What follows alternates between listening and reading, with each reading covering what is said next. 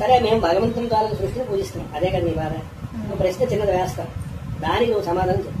ఈసెస్ కూడా యెహోవా సృష్టి, యెహోవా సృష్టిలో ఆయన మరి భగవంతుని విడిచిపెట్టేసి ఆయన కొడుకుని పూజ చేయడం ఏంటి? బత్తాయి బాబు, యేసుక్రీస్తు సృష్టి కాదు, సృష్టికర్త.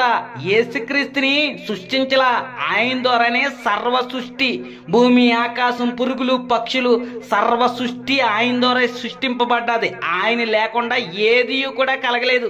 ఆయన ఆదియు అంతము లేనివాడే ఉన్నాడు. అల్పా ఒమేగాయు నేనే, వర్తమాన భూత భవిష్యత్తు కాలంలో ఉండేవాడు నేనే. ఆయనే సర్వాధికారి అయినటువంటి దేవుడు. ఇలాగే నీకులాగే కొంతమంది యూదులు పరిచయులు యేసుక్రీస్తుని పిచ్చి పిచ్చి ప్రశ్నలు వేస్తున్నారు. నీకు 50 సంవత్సరాలు కూడా లేవు, మా తాత ముత్తాయినటువంటి అబ్రహాం చూసావా అని అంటే యేసుక్రీస్తు అంటారా, రే బాబు మీ తాత ముత్తాత అయినటువంటి అబ్రహాము కంటే ముందు నుంచి ఉన్నాను రా నేను అంటే. మరియమ్మ గారి కంటే ముందు నుంచి, మరియమ్మ గారి కంటే ముందు ఉన్నటువంటి వాళ్ళ తాత ముత్తాతలైనటువంటి అబ్రహాము అవ్వ ఆదాము కంటే ముందు నుంచి ఆయన ఉన్నాడు. ఆయన ఎలా ఉన్నాడో అని అంటే సర్వాధికారి అయినటువంటి దేవుడిగా ఉన్నాడు. ఆ సర్వాధికారి అయినటువంటి దేవుడు సర్వ మానవులకు ఉన్నటువంటి పాపాన్ని ఆయన రక్తం ద్వారా కడిగి వేసి మనుషులందరినీ పరిశుద్ధులుగా మార్చడానికే సర్వ మానవ పాప పరిహార నిమిత్తమై దేవుడే నరుడిగా రక్త మాంసాలతోటి మరియమ్మ గర్భం ద్వారా యేసుక్రీస్తు పేరుతోటి ఒక నరుడిగా ఈ లోకంలో బ్రతికారు కాబట్టి ఆయన కుమారుడిగా పిలువబడ్డాడు అంతే. కానీ ఆయన మనిషిగా ఉన్నటువంటి సర్వాధికారి అయినటువంటి దేవుడు. ఎబ్రేలుకు రాసిన పత్రిక 9:16-17 వచనంలో ఇలా రాయబడ్డది, మరణ శాస్త్రము ఎక్కడ ఉండునో అక్కడ మరణ శాస్త్రము రాసిన వాని మరణము అవశ్యము. ఆ శాస్త్రము రాసిన వాడు మరణము పొందితేనే అది చెల్లెను.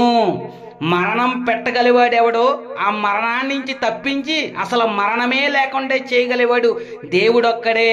ప్రభు అయిన యేసుక్రీస్తు సర్వాధికారి అయినటువంటి దేవుడు. ఇప్పుడు నీ గ్రంథాల నుంచి ప్రశ్న అడుగుతున్నాను, సమాధానం చెప్పు. ఒక శివ పురాణంలో బ్రహ్మ శివుడు ఇద్దరు కలిపి సృష్టి చేయాలనుకుంటారు. అప్పుడు శివుడు అంటాడు, ఇక్కడే ఉండు, నేను నీటిలోకి ఇలా తపస్సు చేసి సృష్టి ఎలా చేయాలో కనుక్కుంటానని చెప్పేసి శివుడు నీటిలో దూకి తపస్సు చేసి కొన్ని వేల సంవత్సరాలు అయిపోతుంది.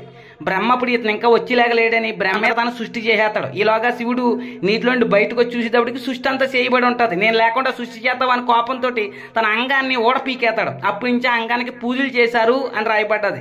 అలాగే గీతాప్రస్ శివపురాణంలోనేమో బ్రహ్మ అజ్ఞానంతో సృష్టిని చేయలేకపోతుంటే ఆ బ్రహ్మకు సహాయం చేయడానికి భవాని తన అంగంలోంచి బయటకు వచ్చి సహాయం చేసిందంట. ఇదేంటి దరిద్రం.